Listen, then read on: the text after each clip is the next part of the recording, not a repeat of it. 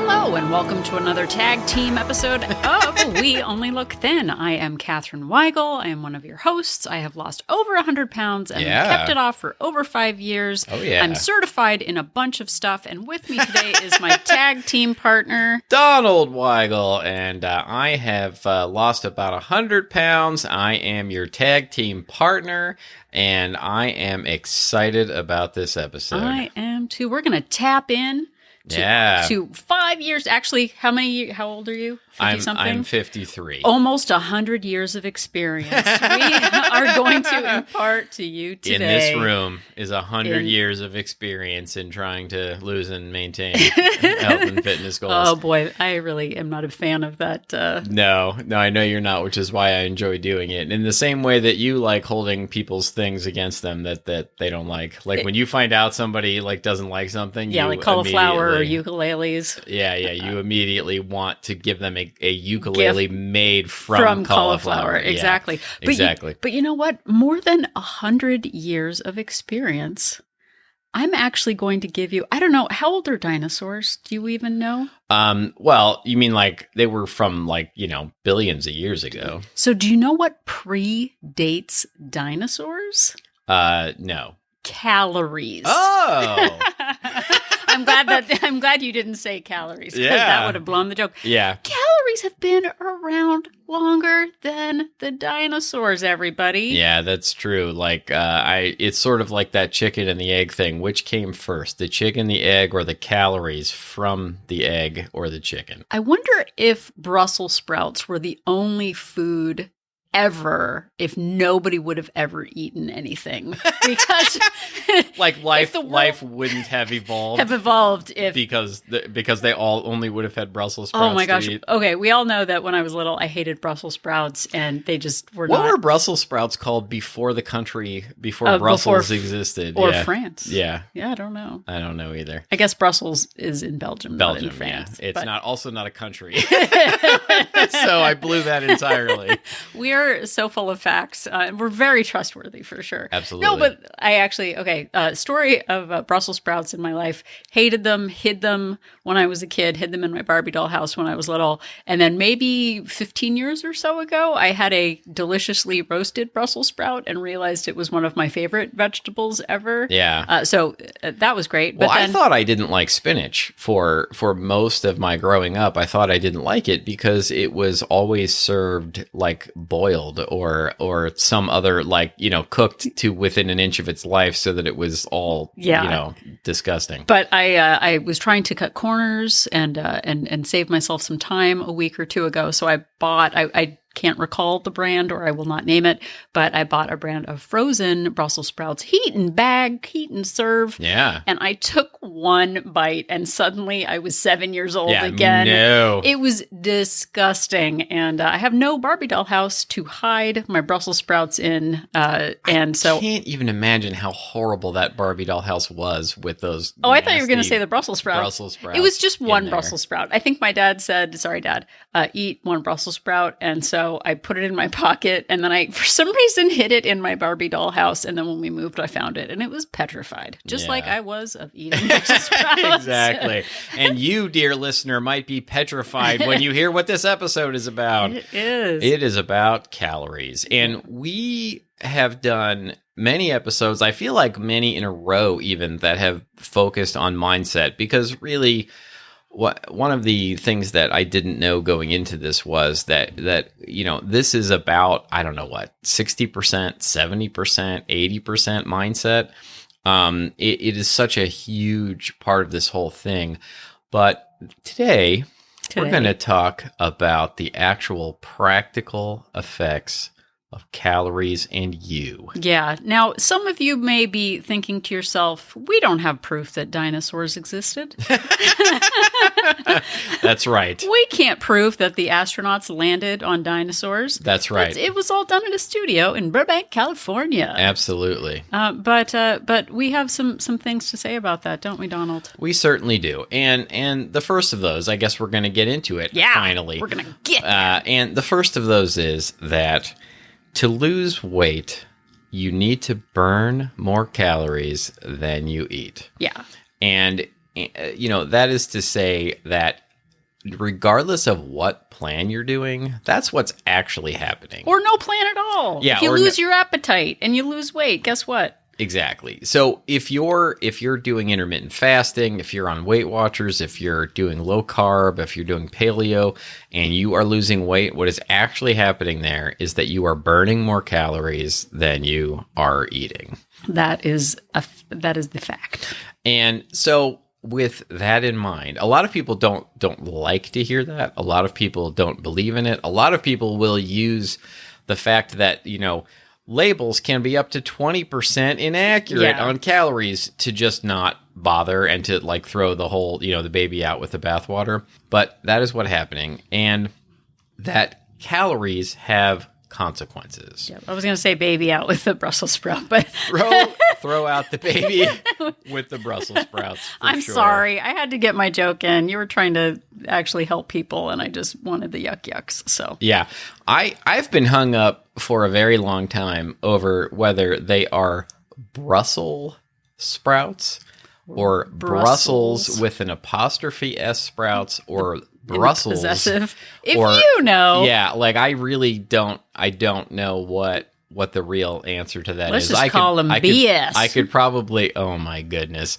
I could probably Google it, but I'm not going to do that. I'm just going to keep wondering for the rest of my life. But calories have consequences, and you might say to yourself that we're gonna give you some math right now because everybody loves math. What's the big deal on math? They said I would use it after school, but I never did. I never once used math for anything. My mind. Yeah, except getting change at the deli counter.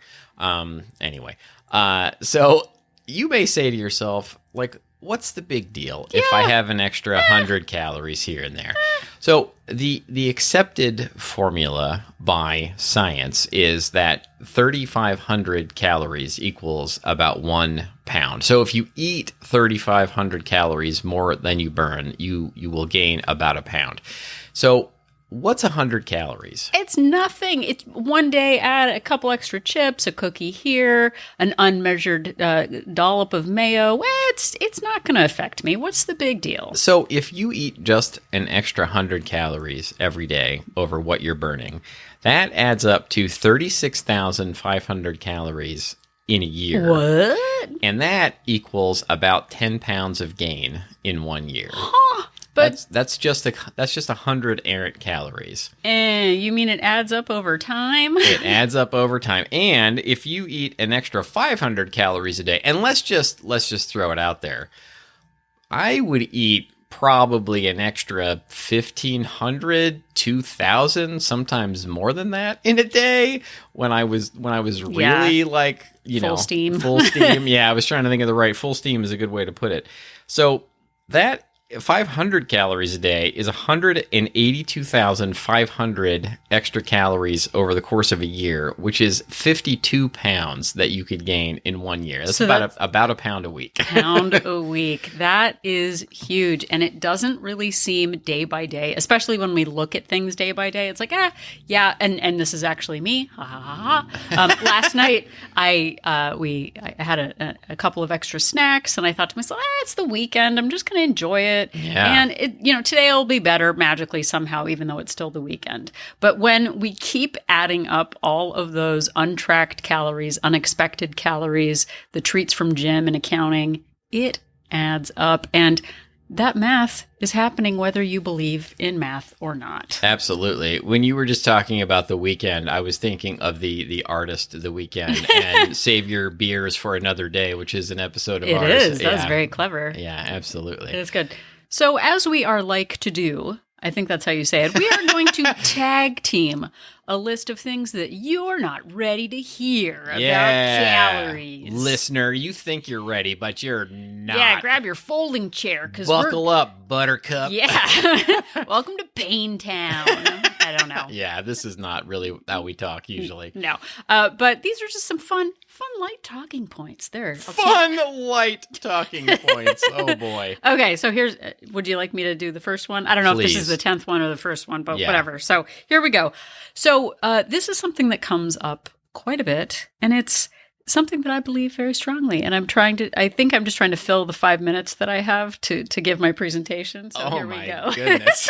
Okay, the first 5 minutes. I don't know. Okay. We just lost all of our listeners. Okay, here we go. So number 1, and this is a biggie, it is not disordered to track calories. I will say that again.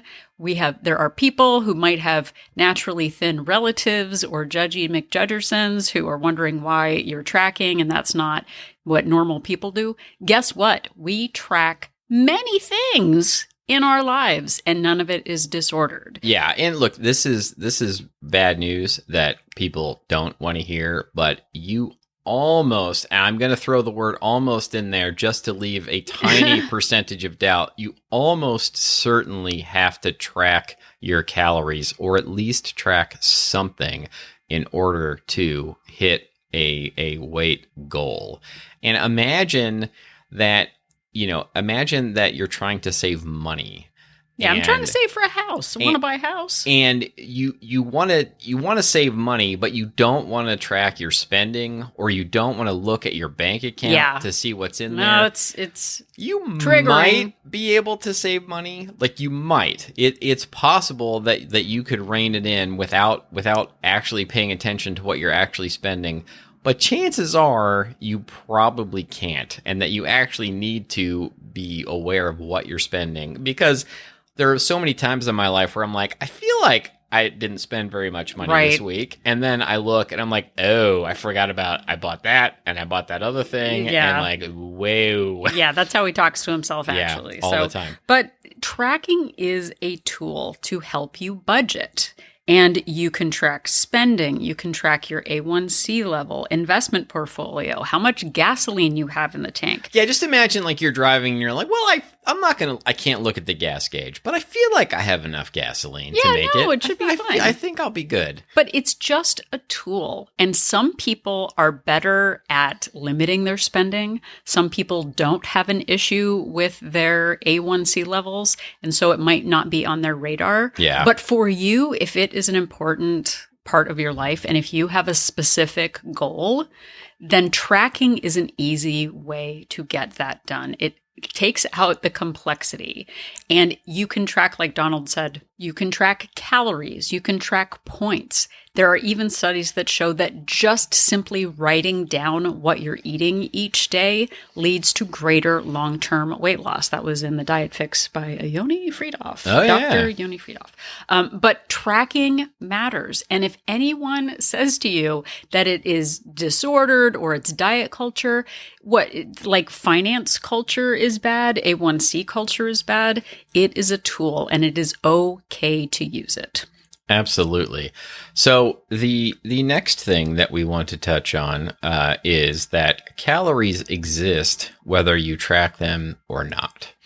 And this is a difficult truth also to swallow because many times I would say to myself, I really deserve to eat this, so I'm just not going to write it down. Like, I'm not going to count it. I'm going to hit my goal, but I'm just not going to count this one thing that I'm eating. Right. Or, you know what? I can basically estimate. I sort of know what I'm having. Oh, my daughter didn't finish her chicken McNuggets. I'm just going to grab one. Just.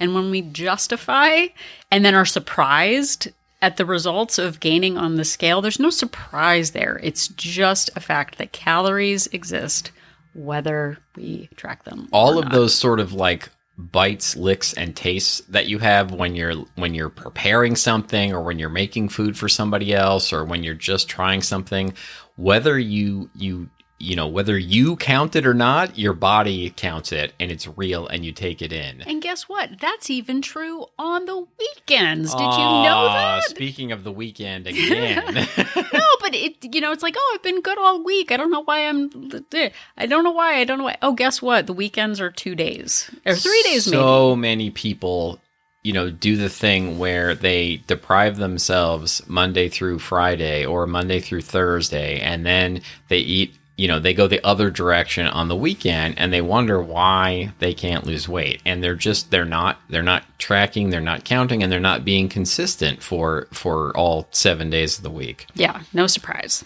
Absolutely. Okay, so the next one. There are no good foods or bad foods or sinful foods or, cheat foods. There are just calories. And some of them are filling, some of them are satisfying, some of them are nutrient dense, and some of them we just eat to enjoy.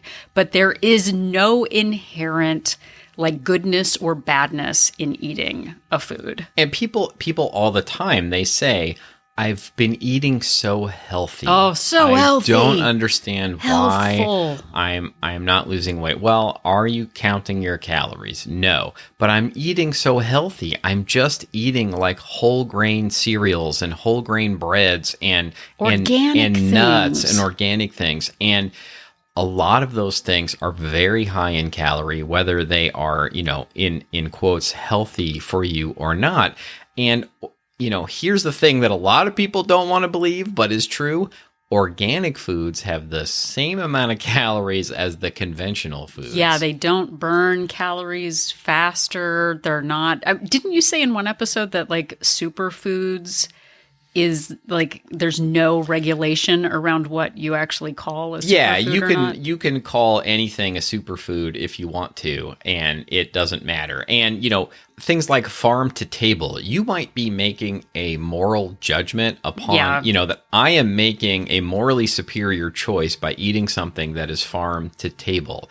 And regardless of whether that part of it is true or not, the farm to table food has the same calories as the food that is, not that didn't come from a farm to your table. No, I'm being obtuse right now, but the calories are the same, whether you feel like you're making a morally superior choice or not. Right. And getting the acai bowl, that has, 50 fresh fruits and then grains and quinoa and whatever, has maybe more calories than the Egg McMuffin breakfast. And we feel sometimes shame or guilt around making the fast, easy choice. But having the hearty, whole grain, avocado toast, fresh pressed coconut oil, whatever thing, there is no moral value to what you are eating. They are just choices that you make. Some of them are filling, some of them are nutritious, some of them are fun, and that's all okay. Absolutely. All right, so counting down from 10 to 1, which we haven't been doing so far at all, but I'm going to start now. The next one is? We're at number 6. Eyeballing doesn't work. And that is to say that you have to weigh and measure. And I know that from personal experience, when I eyeball a tablespoon of something, chances are it's probably 2 tablespoons or 3 tablespoons of something. Now, with that said, there are circumstances under which I have to eyeball something and guess at the calories, but 90+% of what I eat, maybe 99% of what I eat, I have the agency to decide exactly what I'm eating, how much of it there is, and actually weigh and measure, use the information on the packaging to accurately track how many calories that I've had. Right. And using a scale is much more accurate than using a tablespoon. Because again, it used to be whatever fit on the tablespoon counted. So I could put, stick a chocolate bar in the top of a scoop of peanut butter and call it, a single serving. Because it didn't fall off the spoon. I became very good at balancing things on top of tablespoons. Yeah. Exactly. So eyeballing as your habit is not great. But conversely, I'll throw it out to you. I'm going to blow your mind, everyone. Oh, no. The next one is, in a pinch, estimating and tracking is better than just saying, see, this is proof I can't get it done, I'm going to quit. So If you're out at a restaurant and you are not sure of the calories, you didn't make the food, you're at someone else's house, it maybe is inconvenient to track at the time, tracking something consistently when you're in those positions is better than just seeing it as proof that this is too hard. And well, Catherine and Donald said I have to track and I can't, so obviously I'm broken. Do the best that you can on those exceptions where it is not possible to be accurate. And what I have had a tendency to do in the past is I will be like, oh, well, there's no way for me to accurately track this, so I'm just not even going to attempt it. And hey, guess what? It's now a free-for-all. And right. I'll start next month. All the food. I can just eat and eat and eat and not worry about it because it's impossible for me to track it right now. Right. So whether it is a day at the amusement park with family or a night out on the town or a weekend away, put in your best guess and move on because it's what you do most of the time that matters more than the occasional blip. And that leads us to our next point, which is that tracking is not a punishment. It's a guide. And I look, this may sound, corny as heck, but I like to think of myself as a private investigator of myself, and I am gathering clues and I am writing them down, in this case, tracking them in my app on my phone.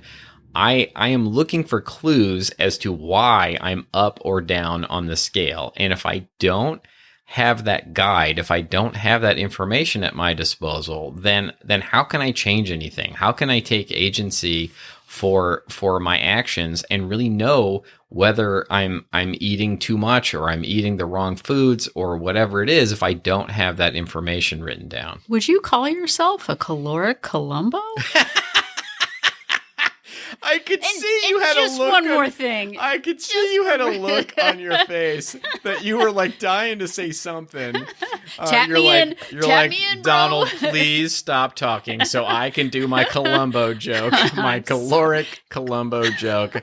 Yeah, just one more thing, which is what I used to say for many years, that I would eat just one more thing, and I would keep eating and eating and eating. But yes, I'm a caloric Columbo. Sorry. Yeah, no, that's good. Okay, let's see. I don't even know what I was going to say because I was just so focused on the joke. That happens a lot. Yeah. Well, and in conclusion for that, it goes back to the beginning where we talked about tracking is not something that is disordered. It is a way, it is a tool to use on your journey venture. And tying into that with the next one, which I don't know what number we're on, so that's the way it is let go of the notion of fairness when it comes to tracking. Yeah, that's a big one. I still see people who are like, well, my husband doesn't have to track. My friend doesn't have to track. They seem to be able to eat whatever they want. And looking outward as to what is fair and what is not fair is not focusing on your identity. Some people have a problem with their weight. Some people seem to be able to eat whatever they want. Okay, so what? Okay, so it's not fair. So what's the next step? Sorry, I'm getting worked up. No, and it's true. And look, I used to go around saying that all the time. My coworker doesn't have to track. My whatever friend doesn't have to track. They just seem to effortlessly stay thin. But there was also this part of it where they were doing a lot of work when they weren't around me. And what I was seeing were the times when they were going out to eat or when they were eating at work or whatever, but the rest of the time they were really being mindful of what they were eating and keeping track. And I wasn't seeing any of that. And so I thought, oh, this is so unfair. But in reality, they were actually working very hard, just not in front of me. Well, but you talk about that one guy that you worked with who just sat and ate potato chips all day long at work and never gained weight. No, I do have a friend, still a friend who really, like, he was the worst, like a grown-up, adult, approaching middle-aged man who, like, ate the worst. Like, if your 7-year-old self was let loose, would just eat that way and was absolutely rail thin. And I think a lot of those sorts of people, some of those sorts of people do exist, and it does seem like it's not fair. But it doesn't mean. Yeah, who cares? Yeah. Okay, so he can eat whatever. Let's call him. No, I'm not going to call him. He probably doesn't listen to this because he doesn't have a weight issue. Yeah. But it doesn't have anything to do with being fair or not. Do you want something? And what tools are you ready to use in order to get what you say you want? So, that's what I say. Absolutely. All right. So the next point we would like to make, and this is, I believe, number 9. If we're counting up, if we're counting down, it's number 2. Just to confuse everyone. We're terrible. Yeah, absolutely. Tracking is a tool. It is not the end goal. Yep. And what that means is that you can track and track and track. But if you're not actually using the information to adjust what you're eating, then it's not going to result in the weight loss that you're looking for. Right. It's not about getting a streak of a certain number of days. It's not even the, that fallacy that, well, after 21 days, something becomes a habit. There's not a magical force field that we go through. And like Donald said, if we're not using the data week by week, month by month, pound by pound as feedback, then it doesn't really matter. I'm not going like, oh, wow, have you been tracking for 30 days? It's really showing. It's what we do with that data that matters, and letting go of the streak. Not that it isn't a great, if it boosts your mood or helps you see that your consistency is there. If the scale isn't changing or it's changing in the wrong direction, then the streak isn't what this is about. It's about becoming the kind of person who cares about their health and their fitness and uses the data to propel them forward. And just to backtrack on that for a second, I have told this story before, but when I started on this particular, 7 years ago journey venture, I started by just tracking without judgment. And for me, it was somewhat about just getting into the habit of actually doing it. And it was about figuring out how many calories I was currently eating so that I could then reduce them. But it very quickly became about using the data to make a change. But if you just need at the beginning to get that tracking under your belt to make it a habit, then by all means start there. But at some point you need to use the data to actually make a change so that you can eventually get to the goal that you're aiming for. Exactly. All right. So shall I bring us home, Donald? Please bring us home. All right. So here we go. So this is kind of the big thing that maybe might be the biggest shift that I have made in my understanding of tracking calories, is that even when you get to maintenance, tracking is still a priority. And it is what maintainers do to maintain. We don't get to a magical place where calories don't matter anymore and we're randomly like, oh, I think I pretty much have my eating under control. But those of us with lifelong struggles with food, keeping those bumpers on, keeping that, the tool in place of tracking and making sure that you're measuring certain things. When I stopped tracking like I did over the Christmas holiday, guess what? I gained weight again. Oh, what a surprise. Yeah, it's shocking. And maybe you have that small breathing room where if you don't track for a weekend and magically you're down on the scale, don't see that as proof that you don't need to track anymore, because getting away with one, without getting a speeding ticket one day doesn't mean you're not driving too fast. Yeah, weight maintenance looks almost exactly like trying to lose weight. And I did not understand that going into this. I thought I would get to a point where I could eat a lot more than what I can and just maintain. And I really have to, I have to keep doing the same things all the time that I did to get, to the goal weight. Yeah. And if you go back to old behaviors, you will go back to your old weight. So maintainers maintain the habit of tracking.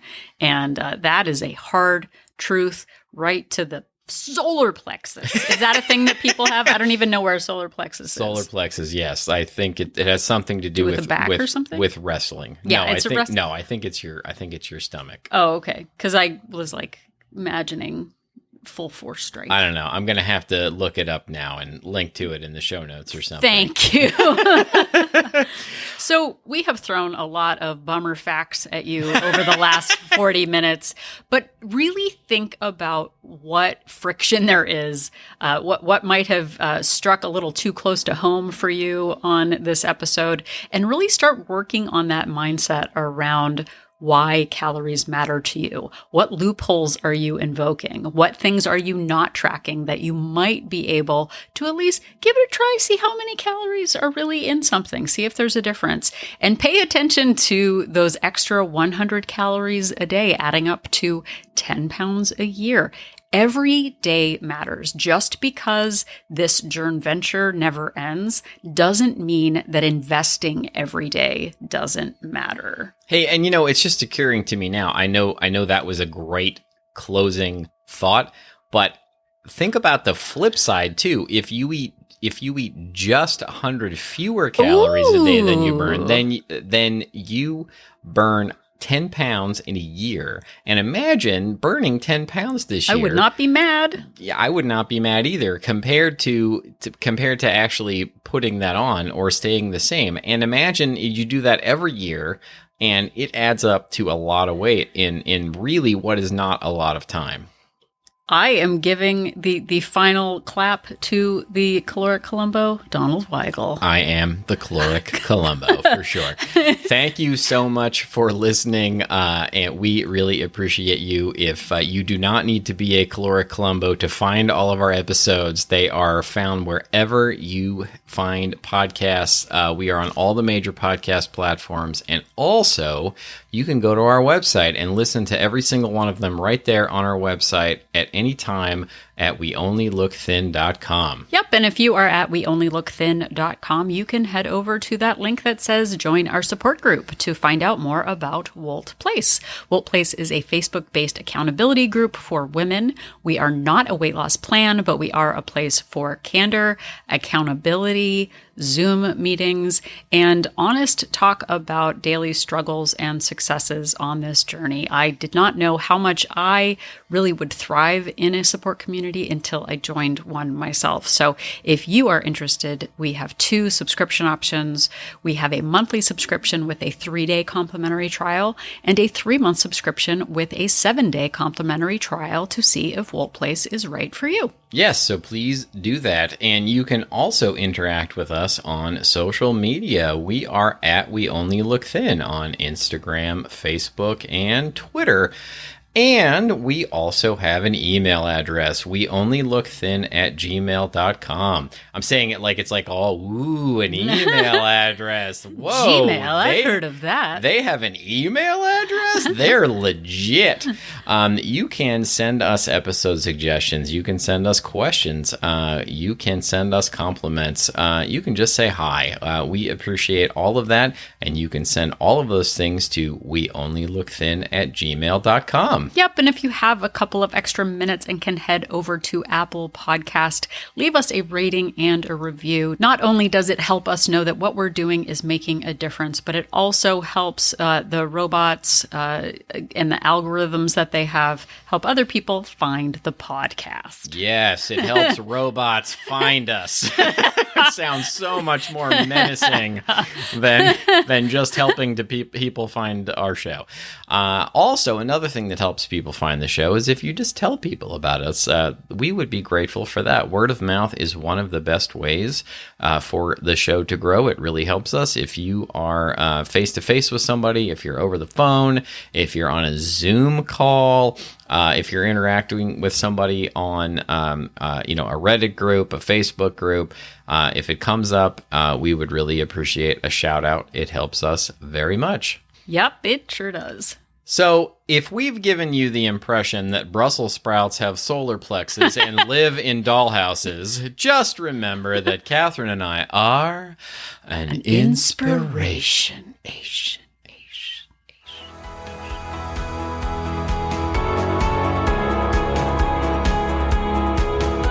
The information that you hear on this podcast is for informational purposes only. The hosts are not medical professionals. You you should always consult with your doctor, nurse, or other certified health professional before beginning any diet or fitness program.